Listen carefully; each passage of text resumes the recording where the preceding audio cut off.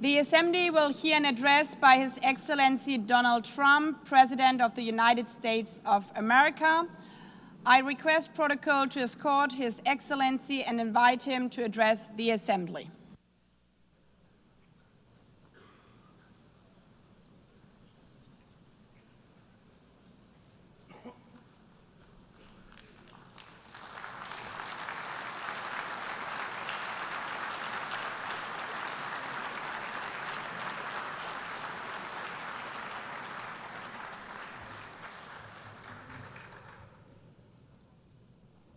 Thank you very much. Very much appreciated.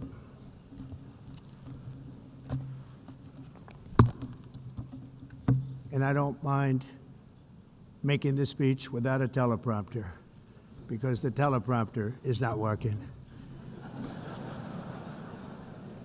I feel very happy to be up here with you nevertheless, and that way you speak more from the heart. I can only say that whoever's operating this teleprompter is in big trouble.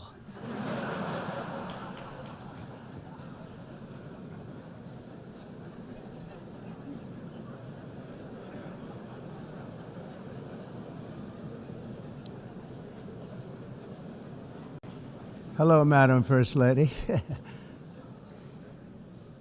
Thank you very much for being here. And Madam President, Mr. Secretary General, First Lady of the United States, distinguished delegates, ambassadors, and world leaders. 6 years have passed since I last stood in this grand hall and addressed a world that was prosperous and at peace in my first term. Since that day, the guns of war have shattered the peace I forged on 2 continents. An era of calm and stability gave way to one of the great crises of our time. And here in the United States, 4 years of weakness, lawlessness, and radicalism under the last administration delivered our nation into a repeated set of disasters. 1 year ago, our country was in deep trouble, but today, just 8 months into my administration, we are the hottest country anywhere in the world, and there is no other country even close. America is blessed with the strongest economy, the strongest borders, the strongest military, the strongest friendships, and the strongest spirit of any nation on the face of the earth. This is indeed the golden age of America. We are rapidly reversing the economic calamity we inherited from the previous administration, including ruinous price increases and record-setting inflation like we've never had before. Under my leadership, energy costs are down, gasoline prices are down, grocery prices are down, mortgage rates are down, and inflation has been defeated. The only thing that's up is the stock market, which just hit a record high. In fact, it hit a record high 48 times in the last short period of time. Growth is surging, manufacturing is booming. The stock market, as I said, is doing better than it's ever done. And all of you in this room benefit by that, almost everybody. And importantly, workers' wages are rising at the fastest pace in more than 60 years. And that's what it's all about, isn't it? In 4 years of President Biden, we had less than $1 trillion of new investment into the United States. In just 8 months since I took office, we have secured commitments and money already paid for $17 trillion. Think of it, 4 years, less than $1 trillion, 8 months, much more than $17 trillion is being invested in the United States. And it's now pouring in from all parts of the world. We've implemented the largest tax cuts in American history and the largest regulation cuts in American history, making this once and again the best country on earth to do business. And many of the people in this room are investing in America, and it's turned out to be an awfully good investment during this 8-month period. In my first term, I built the greatest economy in the history of the world. We had the best economy ever, history of the world. And I'm doing the same thing again, but this time it's actually much bigger and even better. The numbers far surpass my record-setting first term. On our southern border, we have successfully repelled a colossal invasion, and for the last 4 months, and that's 4 months in a row, the number of illegal aliens admitted and entering our country has been 0. Hard to believe, because if you look back just a year ago, it was millions and millions of people pouring in from all over the world, from prisons, from mental institutions, drug dealers. All over the world they came. They just poured into our country with the ridiculous open border policy of the Biden administration. Our message is very simple. If you come illegally into the United States, you're going to jail, or you're going back to where you came from, or perhaps even further than that. You know what that means. I want to thank the country of El Salvador for the successful and professional job they've done in receiving and jailing so many criminals that entered our country. And it was under the previous administration that the number became record-setting, and they're all being taken out. We have no choice. And other countries have no choice, because other countries are in the exact same situation with immigration. It's destroying your country, and you have to do something about it. On the world stage, America is respected again like it has never been respected before. You think about 2 years ago, 3 years ago, 4 years ago, or 1 year ago, we were a laughingstock all over the world. At the NATO summit in June, virtually all NATO members formally committed to increase defense spending at my request from 2% to 5% of GDP, making our alliance far stronger and more powerful than it was ever before. In May, I traveled to the Middle East to visit my friends and rebuild our partnerships in the Gulf and those valued relationships with Saudi Arabia, Qatar, and the UAE, and other countries are now, I believe, closer than ever before.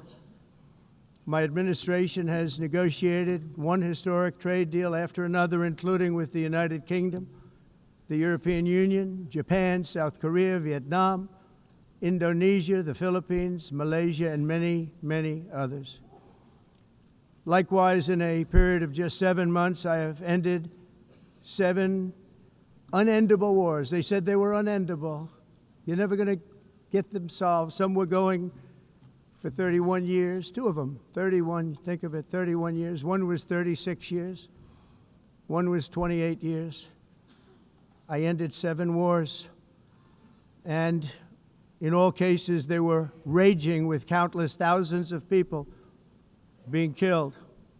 This includes Cambodia and Thailand, Kosovo and Serbia, the Congo and Rwanda, a vicious, violent war that was, Pakistan and India, Israel and Iran, Egypt and Ethiopia, and Armenia and Azerbaijan. It included all of them. No president or prime minister, and for that matter, no other country has ever done anything close to that. And I did it in just 7 months. It's never happened before. There's never been anything like that. I'm very honored to have done it. It's too bad that I had to do these things instead of the United Nations doing them.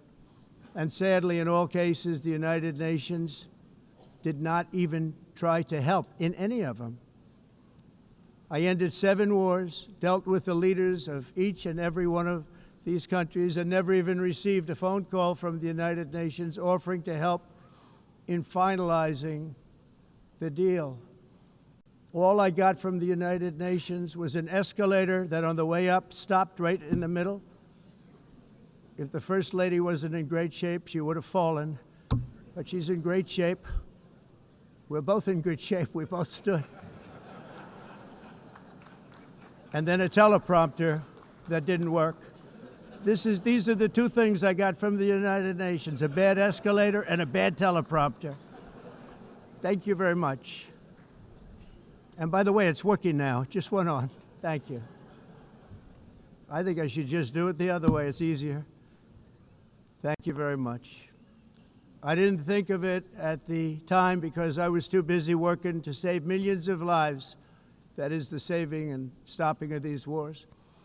But later I realized that the United Nations wasn't there for us. They weren't there. I thought of it really after the fact, not during these negotiations, which were not easy. That being the case, what is the purpose of the United Nations? The UN has such tremendous potential. I've always said it. It has such tremendous, tremendous potential, but it's not even coming close to living up to that potential. For the most part, at least for now, all they seem to do is write a really strongly worded letter and then never follow that letter up. It's empty words, and empty words don't solve war. The only thing that solves war and wars is action. Now, after ending all of these wars and also earlier negotiating the Abraham Accords, which is a very big thing for which our country received no credit, never receives credit. Everyone says that I should get the Nobel Peace Prize for each one of these achievements. But for me, the real prize will be the sons and daughters who live to grow up with their mothers and fathers, because millions of people are no longer being killed in endless and unglorious wars. What I care about is not winning prizes, it's saving lives. We saved millions and millions of lives with the 7 wars. And we have others that we're working on, and you know that. Many years ago, a very successful real estate developer in New York, known as Donald J. Trump, I bid on the renovation and rebuilding of this very United Nations complex. I remember it so well. I said at the time that I would do it for $500 million, rebuilding everything. It would be beautiful. I used to talk about, I'm going to give you marble floors. They're going to give you terrazzo. I'm going to give you the best of everything.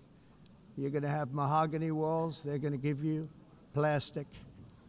But they decided to go in another direction, which was much more expensive at the time, and which actually produced a far inferior product. And I realized that they did not know what they were doing when it came to construction, and that their building concepts were so wrong, and the product that they were proposing to build was so bad and so costly. It was going to cost them a fortune. And I said, and wait till you see the overruns. Well, I turned out to be right. They had massive cost overruns and spent between $2 and $4 billion on the building and did not even get the marble floors that I promised them. You walk on terrazzo. Do you notice that? As far as I'm concerned, frankly, looking at the building and getting stuck on the escalator, they still haven't finished the job. They still haven't finished. That was years ago. The project was so corrupt that Congress actually asked me to testify before them on the tremendous waste of money, because it turned out that they had no idea what it was, but they knew it was anywhere between $2 and $4 billion as opposed to $500 million with a guarantee. But they had no idea, and I said it cost much more than $5 billion. Unfortunately, many things in the United Nations are happening just like that, but on an even much bigger scale, much, much bigger. Very sad to see. Whether the UN can manage to play a productive role, I've come here today to offer the hand of American leadership and friendship to any nation in this assembly that is willing to join us in forging a safer, more prosperous world. And it's a world that we'll be much happier with. A dramatically better future is within our reach. But to get there, we must reject the failed approaches of the past and work together to confront some of the greatest threats in history. There is no more serious danger to our planet today than the most powerful and destructive weapons ever devised by man, of which the United States, as you know, has many. Just as I did in my first term, I've made containing these threats a top priority, starting with the nation of Iran. My position is very simple. The world's #1 sponsor of terror can never be allowed to possess the most dangerous weapon. That's why, shortly after taking office, I sent the so-called Supreme Leader a letter making a generous offer. I extended a pledge of full cooperation in exchange for a suspension of Iran's nuclear program. The regime's answer was to continue their constant threats to their neighbors and U.S. interests throughout the region and some great countries that are right nearby. Today, many of Iran's former military commanders, in fact, I can say almost all of them, are no longer with us. They're dead. And 3 months ago, in Operation Midnight Hammer, 7 American B-2 bombers dropped the 14 30,000-pound each bombs on Iran's key nuclear facilities, totally obliterating everything. No other country on earth could have done what we did. No other country has the equipment to do what we did. We have the greatest weapons on earth. We hate to use them. But we did something that for 22 years people wanted to do. With Iran's nuclear enrichment capacity demolished, I immediately brokered an end to the 12-day war, as it's called, between Israel and Iran, with both sides agreeing to fight no longer. As everyone knows, I have also been deeply engaged in seeking a ceasefire in Gaza. Have to get that done. Have to get it done. Unfortunately, Hamas has repeatedly rejected reasonable offers to make peace. We can't forget October 7th, can we? Now, as if to encourage continued conflict, some of this body is seeking to unilaterally recognize a Palestinian state. The rewards would be too great for Hamas terrorists for their atrocities. This would be a reward for these horrible atrocities, including October 7th, even while they refuse to release the hostages or accept a ceasefire.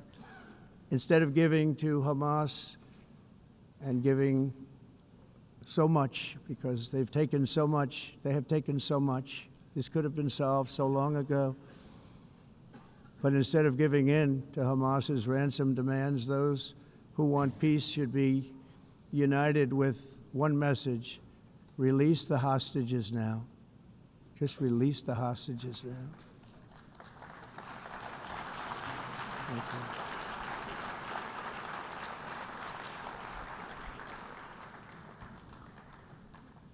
Thank you. As we have got to come together, and we will come together, going to get it done. We have to stop the war in Gaza immediately. We have to stop it. We have to get it done. We have to negotiate, immediately have to negotiate peace. We got to get the hostages back. We want all 20 back. We don't want 2 and 4. As you know, I got, along with Steve Witkoff and others that helped us, Marco Rubio, we got most of them back. We were involved in all of them. But I always said the last 20 are going to be the hardest, and that's exactly what happened. We have to get them back now. We don't want to get back 2, and then another 2, and then 1, and then 3, have this process. No, we want them all back, and we want the actually 38 dead bodies back, too. Those parents came to me, and they want them back, and they want them back very quickly and very badly, as though they were alive. They want them. They want them every bit as much as if their son or daughter were alive. I've also been working relentlessly, stopping the killing in Ukraine. I thought that would be, of the 7 wars that I stopped, I thought that would be the easiest because of my relationship with President Putin, which had always been a good one. I thought that was going to be the easiest one. But you know, in war, you never know what's going to happen. There are always lots of surprises, both good and bad.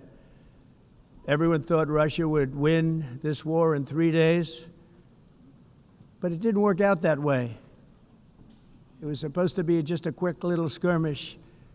It's not making Russia look good. It's making them look bad. No matter what happens from here on out, this was something that should have taken a matter of days, certainly less than a week, and they've been fighting for 3.5 years and killing anywhere from 5,000 to 7,000 young soldiers, mostly soldiers, on both sides, every single week, from 5,000 to 7,000 dead young people, and some in cities, much smaller numbers, where rockets are shot, where drones are dropped. This war would never have started if I were president. This was a war that should have never happened. It shows you what leadership is, what bad leadership can do to a country.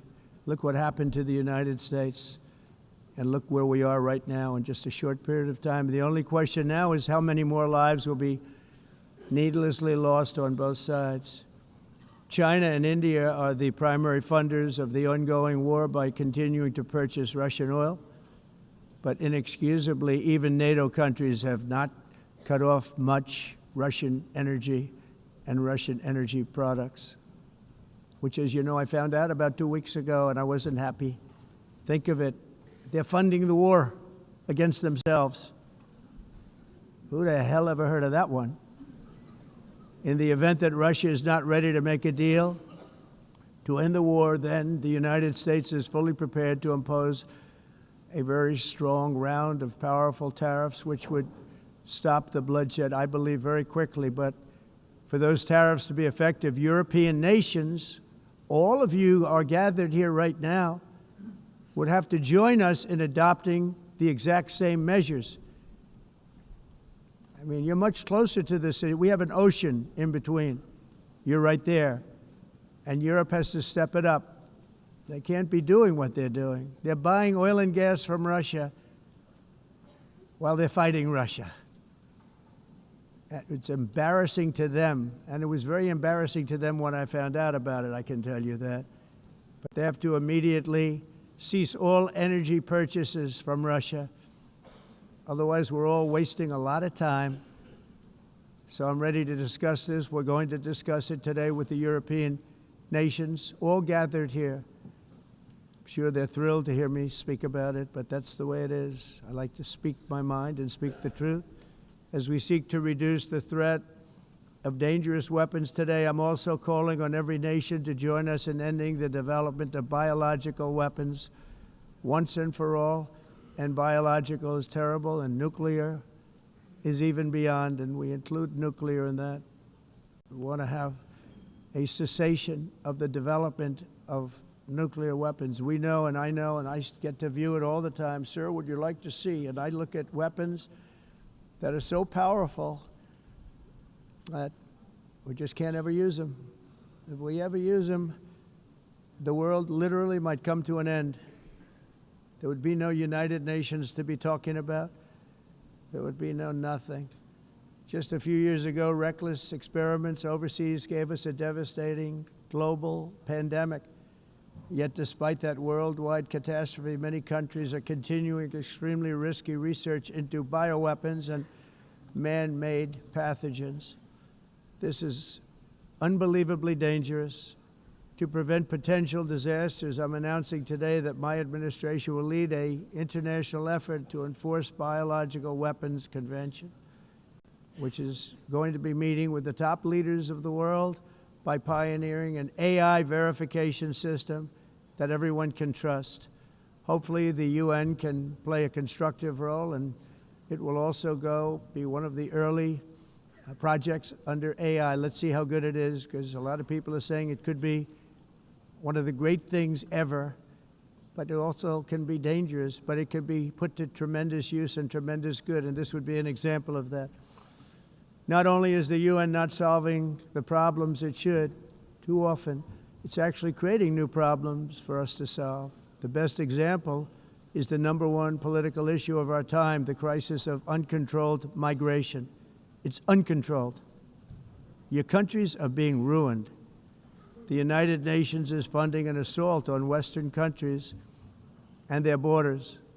In 2024, the UN budgeted $372 million in cash assistance to support an estimated 624,000 migrants journeying into the United States. Think of that. The UN is supporting people that are illegally coming into the United States, and then we have to get them out. The UN also provided food, shelter, transportation, and debit cards to illegal aliens. Can you believe that? On the way to infiltrate our southern border. Millions of people came through that southern border. Just a year ago, millions and millions of people were pouring in, 25 million altogether over the 4 years of the incompetent Biden administration. And now we have it stopped, totally stopped. In fact, they're not even coming anymore because they know they can't get through. But what took place is totally unacceptable. The UN is supposed to stop invasions, not create them and not finance them. In the United States, we reject the idea that mass numbers of people from foreign lands can be permitted to travel halfway around the world, trample our borders, violate our sovereignty, cause unmitigated crime, and deplete our social safety net. We have reasserted that America belongs to the American people, and I encourage all countries to take their own stand in defense of their citizens as well. You have to do that because I see it. I'm not mentioning names. I see it, and I can call every single one of them out. You're destroying your countries. They're being destroyed. Europe is in serious trouble. They've been invaded by a force of illegal aliens like nobody's ever seen before. Illegal aliens are pouring into Europe. Nobody is ever, and nobody's doing anything to change it, to get them out. It's not sustainable. And because they choose to be politically correct, they're doing just absolutely nothing about it. And I have to say, I look at London where you have a terrible mayor, terrible, terrible mayor. And it's been so changed, so changed. Now they want to go to Sharia law, but you're in a different country. You can't do that. Both the immigration and their suicidal energy ideas will be the death of Western Europe if something is not done immediately. This cannot be sustained. What makes the world so beautiful is that each country is unique. But to stay this way, every sovereign nation must have the right to control their own borders. You have the right to control your borders, as we do now, and to limit the sheer numbers of migrants entering their countries and paid for by the people of that nation that were there and that built that particular nation at the time. They put their blood, sweat, tears, money into that country, and now they're being ruined. Proud nations must be allowed to protect their communities and prevent their societies from being overwhelmed by people they have never seen before, with different customs, religions, with different everything. Where migrants have violated laws, lodged false asylum claims, or claimed refugee status for illegitimate reasons, they should, in many cases, be immediately sent home. And while we will always have a big heart for places and people that are struggling and truly compassionate, answers will be given. We have to solve the problem, and we have to solve it in their countries, not create new problems in our countries. And we are very helpful to a lot of countries that are just not able to send their people anymore. They used to send them to us in caravans of 25,000, 30,000 people each. These massive caravans of people pouring into our country, totally unchecked and unvetted. But not anymore.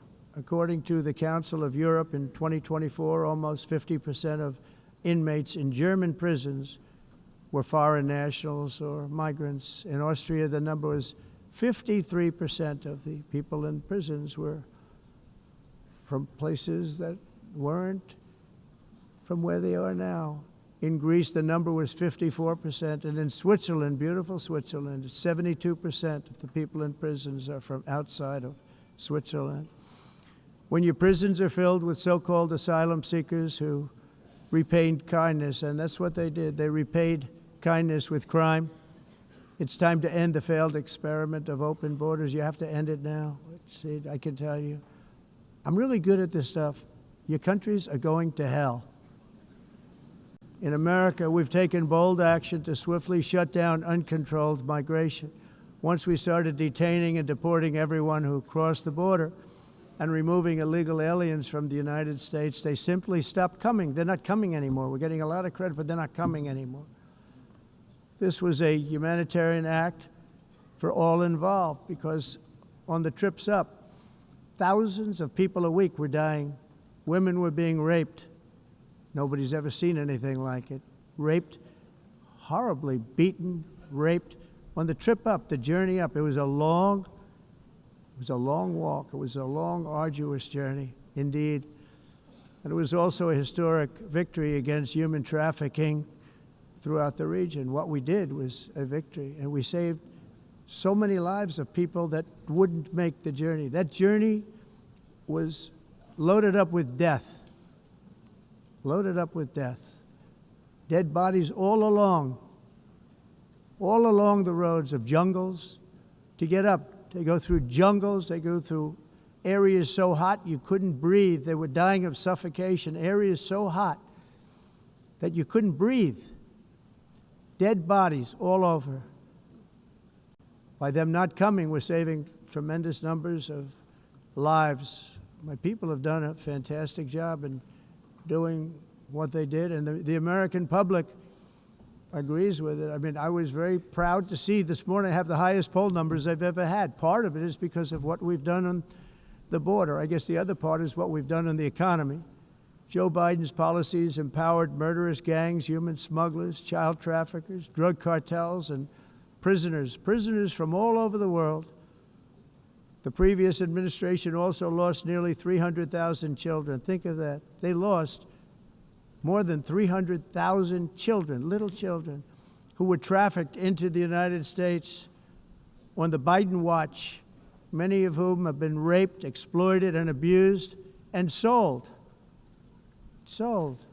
Nobody talks about that. The fake news doesn't write about it. With many others, young children who are missing or dead. And we found a lot of these children, and we're sending them back, and we've been sending them back to their parents. They said, nobody knows who they are. They said, where do you come from? And they'll give us a country, and we'll find out, and we'll figure it out, and we'll bring them back to their homes. And the mother and father rush to the door, and their tears in their eyes. They can't believe that they're seeing their son or daughter, their little son or daughter again. We've done almost 30,000 of them so far. Any system that results in the mass trafficking of children is inherently evil. Yet that is exactly what the globalist migration agenda has done, and it's what it's all about. In America, those days, as you know, are over. The Trump administration is working, and we are continuing to work to track down the villains that are causing this problem, and also, as I said, to get back the 30,000 we've already returned. Now I think we're going to have another. We're going to find a lot. You're not going to find all of them. 300, more than 300,000. They're lost or they're dead. They're lost or they're dead because of the animals that did this. To protect our citizens, I've also designated multiple savage drug cartels as far as, and you see this, and you see it happening right before your eyes. Let's put it this way, people don't like taking big loads of drugs in boats anymore. There aren't too many boats that are traveling on the seas by Venezuela. They tend not to want to travel very quickly anymore.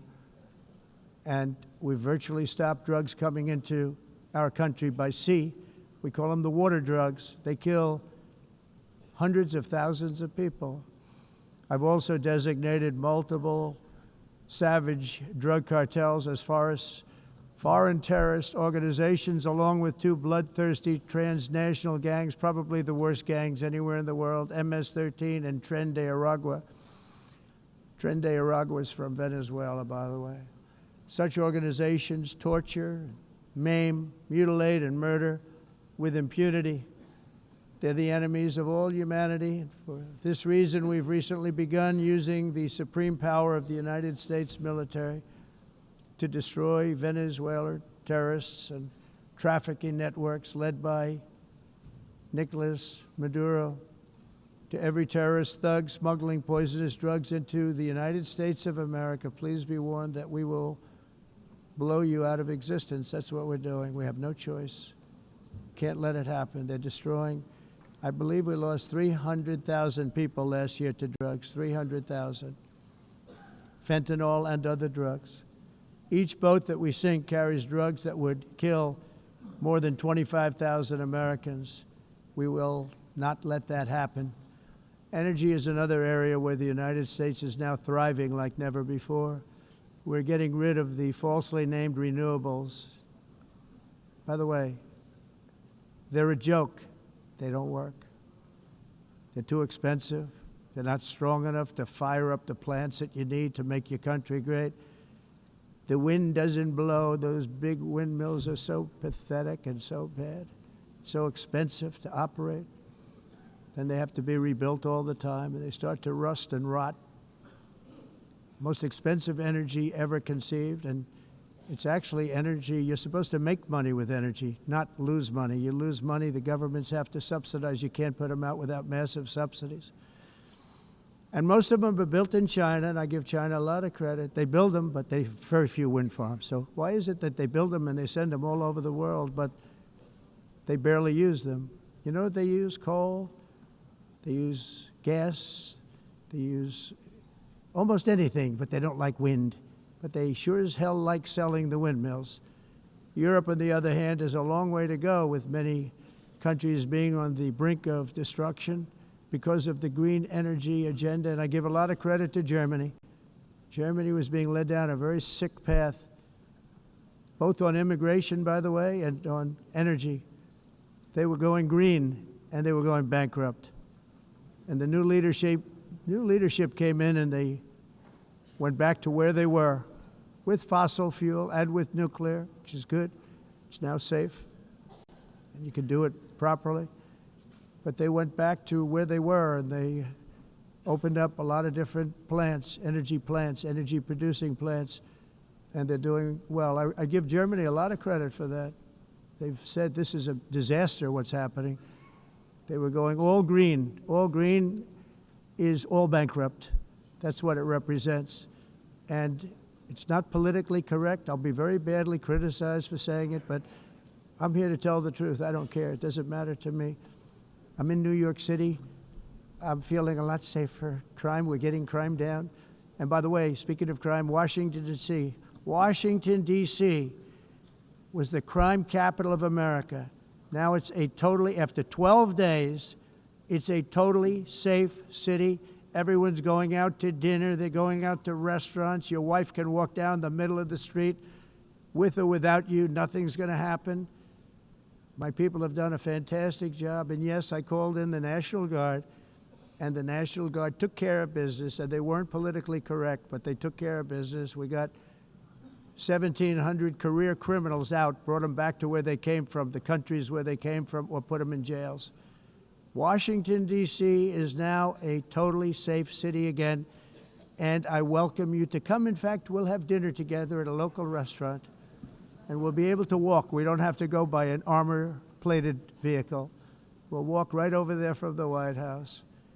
They've given up their powerful edge, a lot of the countries that we're talking about, in oil and gas, such as essentially closing the great North Sea oil. Oh, the North Sea, I know it so well. Aberdeen was the oil capital of Europe, and there's tremendous oil that hasn't been found in the North Sea. Tremendous oil. And I was with the Prime Minister I respect and like a lot, and I said, you're sitting with the greatest asset. They essentially closed it by making it so highly taxed that no developer, no oil company can go there. They have tremendous oil left, and more importantly, they have tremendous oil that hasn't even been found yet. And what a tremendous asset for the United Kingdom. And I hope the Prime Minister is listening, because I told it to him 3 days in a row. That's all he heard.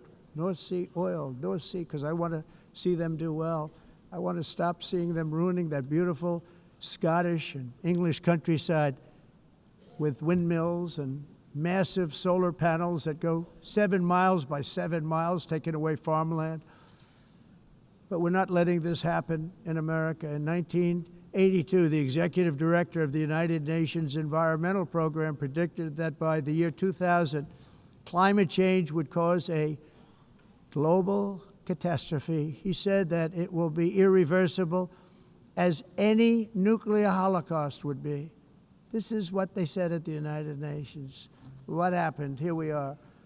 Another UN official stated in 1989 that within a decade, entire nations could be wiped off the map by global warming. Not happening. You know, it used to be global cooling. If you look back years ago in the 1920s and the 1930s, they said, global cooling will kill the world. We have to do something. Then they said global warming will kill the world. But then it started getting cooler. So now they could just call it climate change, because that way they can't miss. It's climate change. Because if it goes higher or lower, whatever the hell happens, there's climate change. It's the greatest con job ever perpetrated on the world, in my opinion. Climate change, no matter what happens, you're involved in that.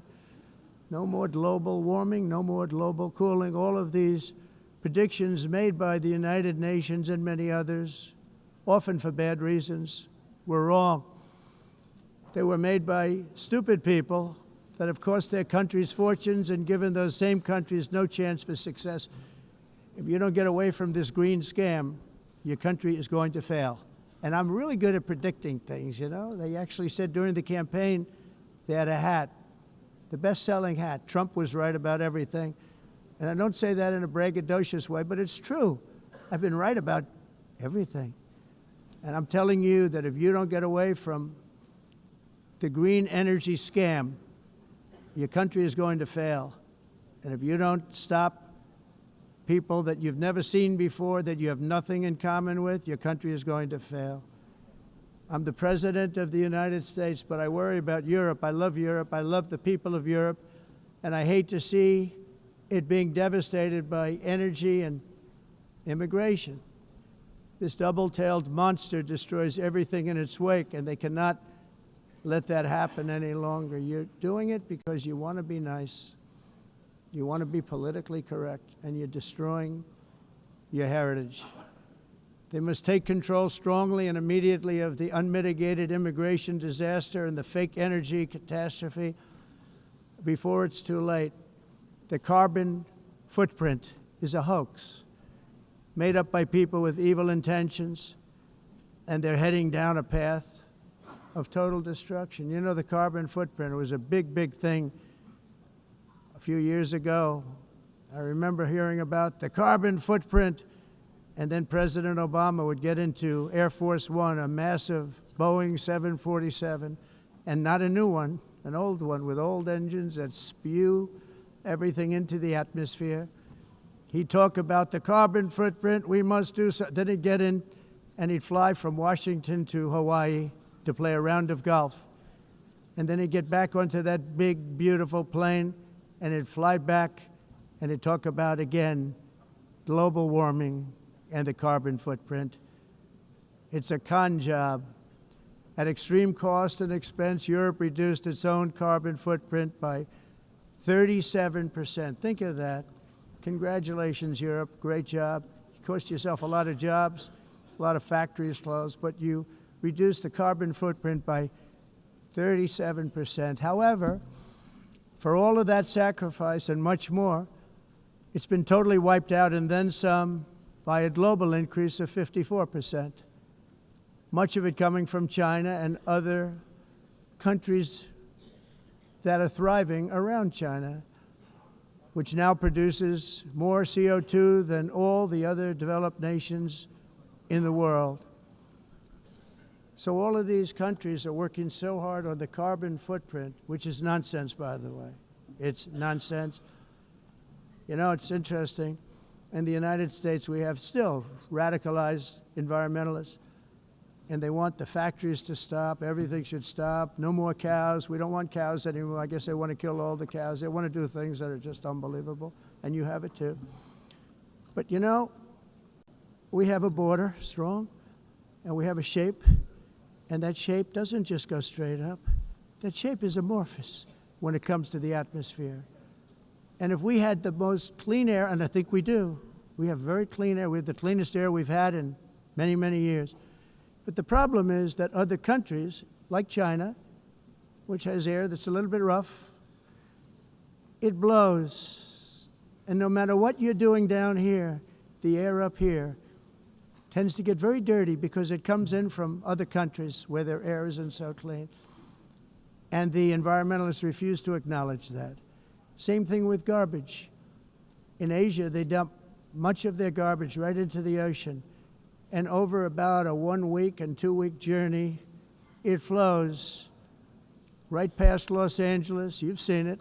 Massive amounts of garbage, almost too much to do anything about, flowing past Los Angeles, past San Francisco, and then somebody will get in trouble because he dropped a cigarette on the beach.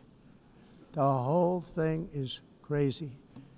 The primary effect of these brutal green energy policies has not been to help the environment, but to redistribute manufacturing and industrial activity from developed countries that follow the insane rules that are put down to polluting countries that break the rules and are making a fortune.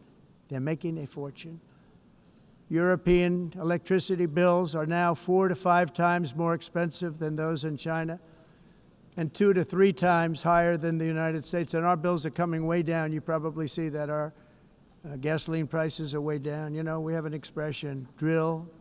Nós reduzimos os custos de energia porque nós faremos, como a expressão, vamos fazer tudo isso, reduzir os custos de energia, e os custos diminuíram nos Estados Unidos. Common to see one. Por exemplo, se você olhar Electric costs nos países em approximately faturas de energia, 100 heat-related deaths. nós não aclimatizamos, mas nós nos Estados Unidos conseguimos usar eles e evitar aumento da temperatura, porque é muito caro também usar nada e ninguém usa. Pretending to stop the global Tudo isso hoax. The a of asking mudança. industrialized nations, Esse agenda mundialista não tem nenhum sentido. entire societies must be rejected País and it must be immediate. That's why in America I withdrew from the fake Paris Climate Accord, where, by the way, America was paying so much more than every country. Others weren't paying. China didn't have to pay until 2030. Russia was given an old standard that was easy to meet, a 1990 standard. But for the United States, we're supposed to pay like $1 trillion.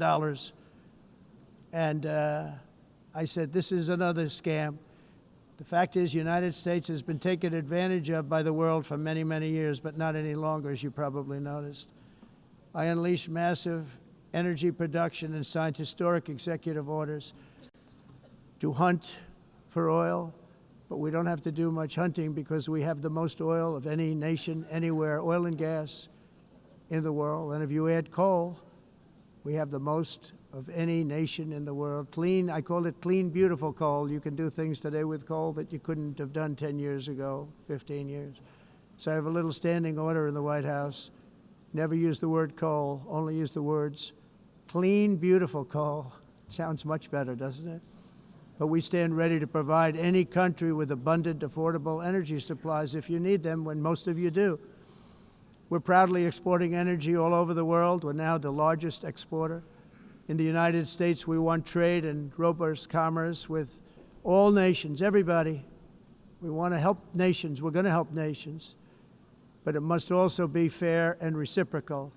The challenge with trade is much the same with climate.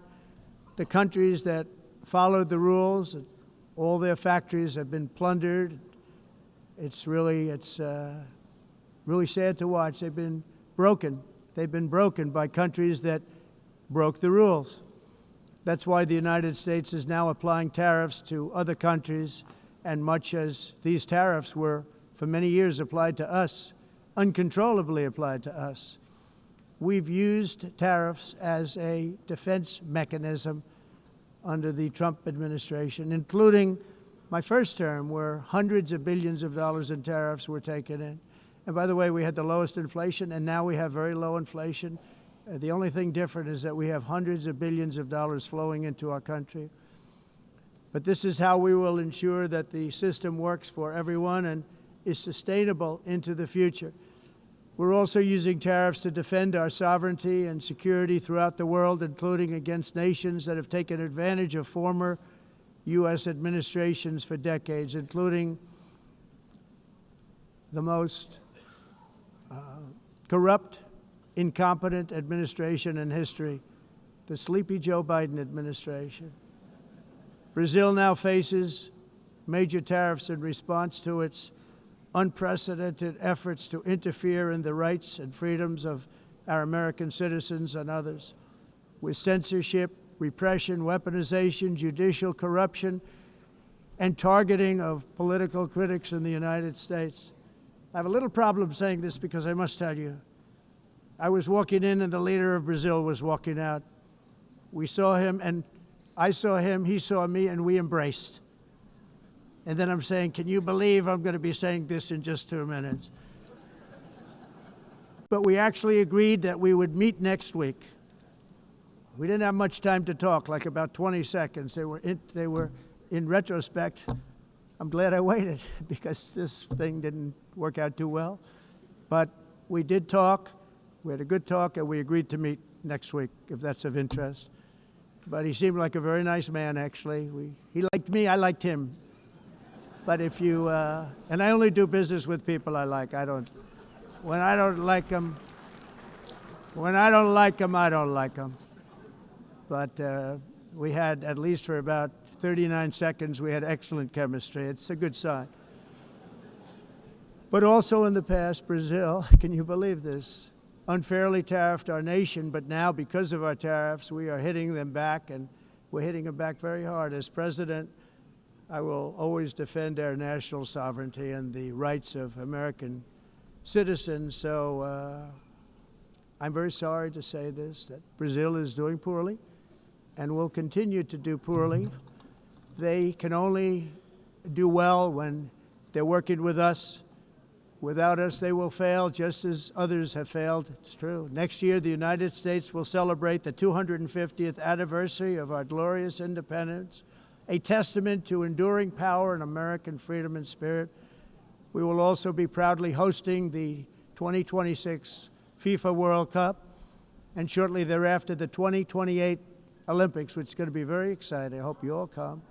I hope that countless people from all over the globe will take part of these will be great celebrations of liberty and human achievement, and that together we all can rejoice in the miracles of history that began in July 4th, 1776, when we founded the light to all nations. And it's something really that an amazing thing came out of that date. It's called the United States of America. In honor of this momentous anniversary, I hope that all countries who find inspiration in our example will join us in renewing our commitment, values, and those values, really, that we hold so dear together. Let us defend free speech and free expression. Let us protect religious liberty, including for the most persecuted religion on the planet today. It's called Christianity. And let us safeguard our sovereignty and cherish qualities that have made each of our nations so special, incredible, and extraordinary. In closing, I just want to repeat that immigration and the high cost of so-called green renewable energy is destroying a large part of the free world and a large part of our planet. Countries that cherish freedom are fading fast because of their policies on these two subjects. You need strong borders and traditional energy sources if you are going to be great again. Whether you have come from north or south, east or west, near or far, every leader in this beautiful hall today represents a rich culture, a noble history, and a proud heritage that makes each nation majestic and unique, unlike anything else in human history or any other place on the face of the earth. From London to Lima, from Rome to Athens, from Paris to Seoul, from Cairo to Tokyo and Amsterdam to right here in New York City, we stand on the shoulders of the leaders and legends, generals and giants, heroes and titans who won and built our beloved nations, all of our nations, with their own courage, strength, spirit, and skill. Our ancestors climbed mountains, conquered oceans, crossed deserts, and trekked over wide open plains. They charged into thunderous battles, plunged into grave dangers, and they were soldiers and farmers and workers and warriors and explorers and patriots. They built towns into cities, tribes into kingdoms, ideas into industries, and small islands into mighty empires. You're a part of all of that. They were champions for their people who never gave up and who never, ever gave in. Their values defined our national identities. Their visions forged our magnificent destiny. Everybody in this room is a part of it in your own way. Each of us inherits the deeds and the myths, the triumphs, the legacies of our own heroes and founders who so bravely showed us the way.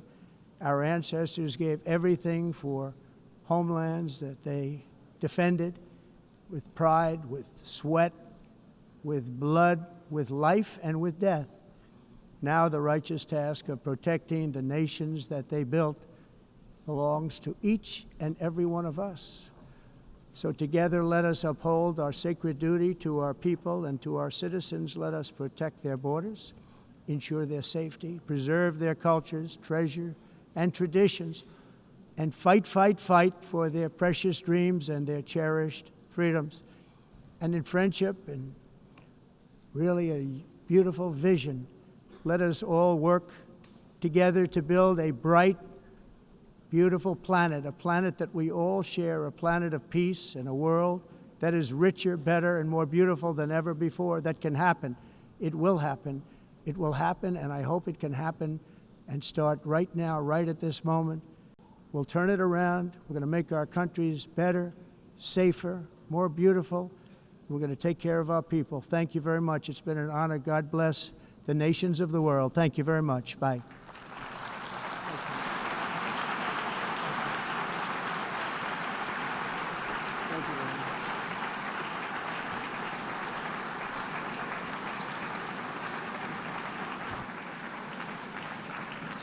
On behalf of the Assembly, I wish to thank the President of the United States,